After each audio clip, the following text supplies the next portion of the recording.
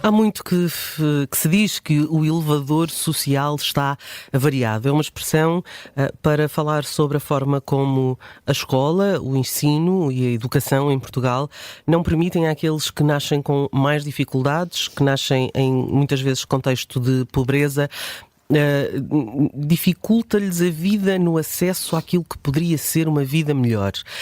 A verdade é que saiu há poucos dias um estudo da iniciativa Educação, em que, numa análise ao sistema de ensino português, mas também àquilo que é a forma como as crianças se desenvolvem e as competências que desenvolvem ao longo dos anos, percebemos que aos 3 anos as crianças que são nascidas em agregados familiares com mais rendimentos têm uma maior probabilidade, e têm uma probabilidade 3 vezes superior, de ter elevadas competências cognitivas, sociais e emocionais, 3 vezes mais do que uma criança de família mais desfavorecida.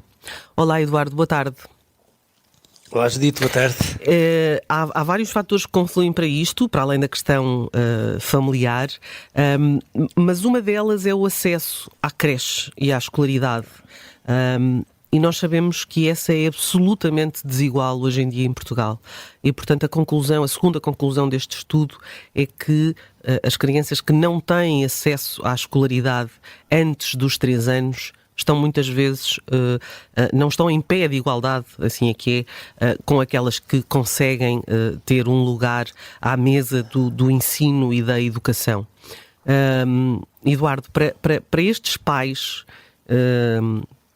que nem sempre conseguem ter uma vaga na escola pública e que não conseguem lidar com os preços altíssimos das escolas privadas, uma mensagem para 2025. Hoje disse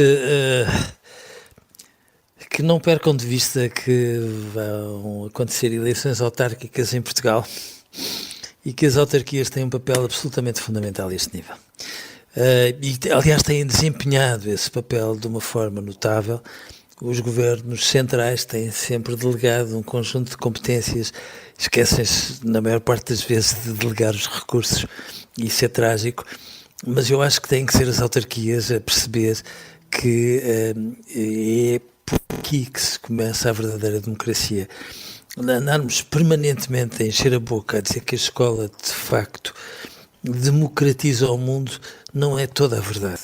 Pode fazê-lo, mas a forma como as crianças lá chegam já traz uma tão grande fatia de desigualdade que aquelas que são capazes de acertar o passo e depois aproveitar a escola para darem os saltos indispensáveis para não replicarem os níveis de desenvolvimento com que cresceram são muito poucas, não são de facto a maioria. E eu acho que às vezes nos andamos permanentemente a iludir com estas coisas e se esquecemos que a escola pode ser muito melhor, mas pode ser sobretudo muito melhor a partir do momento em que as creches e os jardins de infância não custarem mais do que universidades privadas e onde as boas creches e os bons jardins de infância possam estar abertos a todos, não seja uma resposta social no sentido de ser a segurança social a dever assumir isso tudo, mas uma resposta de todos nós, sobretudo uma ideia de educação que se quer a partir do princípio, e as autarquias podem ser tão importantes a este nível que os pais devem ter isso em mente, seja qual for o partido em que entendam votar. Este estudo da iniciativa Educação, que está disponível online, basta procurar, diz que ao longo das 2 primeiras décadas do século XXI, no caso português, os alunos mais pobres tinham cerca de 2 anos de atraso nos conhecimentos quando comparados com os colegas nascidos em famílias de maiores rendimentos. E depois dá como termo de comparação que em Inglaterra, no final da década de 2010, esse fosso era inferior a metade. Ou seja, os alunos mais pobres tinham um atraso de 11 meses em relação aos colegas. E nós nem sequer estamos a pegar num outro estudo que saiu há pouco tempo, e do qual, aliás, também aqui falámos, que tem a ver com a literacia depois de terminado o ensino obrigatório. E, portanto, neste momento já nem sequer chega a escolarizarmos, como a determinada altura, nomeadamente quando se deu a Revolução do 25 de Abril, foi necessário fazer, dada a disparidade inacreditável entre muitas famílias de crianças portuguesas. Mas neste momento nós temos que repensar toda a educação, até por isto, porque os nossos filhos têm um computador de bolso que lhes está sempre a dar fontes de informação e que concorre com a escola, e a escola tem que se reinventar naquilo que coloca ao dispor de todos eles, para que depois de saírem de lá tenham tantos e tão diversificados recursos que de facto todos possamos sair a lucrar com isto. De outra forma, não. De outra forma, nós temos a noção que ter uma mãe escolarizada acaba por dar tantos recursos a uma criança que faz com que ela, logo à cabeça, tenha muito mais oportunidades educativas, mas é evidente que tudo o resto que é adjacente à escola custa dinheiro, e custar dinheiro é uma coisa que não devia ser um fator da exclusão quando nós queremos um país onde todas as crianças tenham os direitos que nós queremos para os nossos filhos. Nesta questão do elevador social, quando se fala de escola, aqui este estudo vem pôr também em evidência a importância da educação até aos 3 anos. E aí esse também tem sido um ponto de honra. O Eduardo bate o pé muito neste tema, na necessidade das crianças terem acesso a creches e a jardins de infância. Sim, Justito, porque isto não é um equipamento de base. O sistema nervoso é um músculo que se educa como outro músculo qualquer, e as crianças, nós não queremos que elas sejam génios, queremos só que elas tenham a versatilidade que lhes permita pensar pela sua cabeça e aprender. E aqueles 3 anos iniciais são absolutamente indispensáveis para que elas, de facto, possam lapidar todos os recursos com que nascem e se possam tornar inteligentes todos os dias, mais inteligentes todos os dias. E, portanto, nós muitas vezes desprezamos isto tudo. E eu não entendo, devo-lhe dizer, que um país que tem tantas causas em mãos tenha uma distração tão gritante em relação a isto tudo, porque, de facto, é o nosso futuro que depende disto. Quanto mais crianças forem cuidadas de forma adequada, mais crianças inteligentes nós temos, porque, obviamente, a inteligência não é um equipamento de base, tem a ver com tudo aquilo que nós lhes damos desde o princípio, com critério, com equilíbrio, com bom senso, mas com uma avaliação sensata que nos permita adequar-nos sempre àquilo que é indispensável para elas.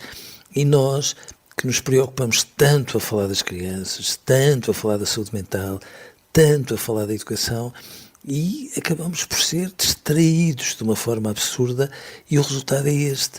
E, portanto, nós, ao prepararmos tudo isto, já estamos a preparar para a próxima geração. E é aqui que eu acho que às vezes nós somos de uma preguiça absolutamente incompreensível, e enquanto este país não for justo para todas as crianças, independentemente de viverem na Quinta da Marinha ou num bairro suburbano degradado qualquer, como não deviam acontecer, bom, enquanto não nos preocuparmos com todas as crianças, este país está longe, muito longe de ser um país amigo das crianças. A creche, aqui há uma indicação de um relatório chamado Portugal Balanço Social, que é feito com regularidade, no caso pela nova SBE, que diz que as crianças nascidas em famílias de maiores rendimentos tinham mais acesso à creche, e quase 60% das crianças de contextos desfavorecidos não frequentam a creche até aos 3 anos. O ponto aqui, a pergunta seria: se investíssemos mais cedo nas crianças, poderíamos eventualmente acabar com a desigualdade tão gritante que se verifica anos depois? Claro, e por isso é que eu não entendo que haja 12 anos de ensino obrigatório e depois aquela fatia que vai, por hipótese, dos 2 aos 6, que seja uma espécie de terra de ninguém. Porquê que isto não acaba por ser obrigatório? que implica um compromisso financeiro do Estado, é verdade que sim, mas é um compromisso financeiro que vai ter ganhos tão incalculáveis a todos os níveis que eu acho inacreditável que às vezes que se gaste sem critério dinheiro e depois, quando se pensa nisto, que é a verdadeira democracia em ação, haja, enfim, uma distração que eu não consigo entender de todos os partidos, diga-se. É um bom tema para entrarmos em 2025 a pensar melhor nestas questões e que ajudaria tantos pais que tanto procuram escolas e não conseguem encontrá-las. É verdade. Fica com uma boa nota para uma das nossas campanhas de 2025, Eduardo. Hoje ficamos por aqui. Voltamos amanhã com mais um tema. Amanhã não, voltamos na segunda-feira com mais um tema. Não, amanhã não. O meu coração apertou-se. Bom fim de semana. Chico. Bom fim de semana. Até segunda-feira. Até segunda.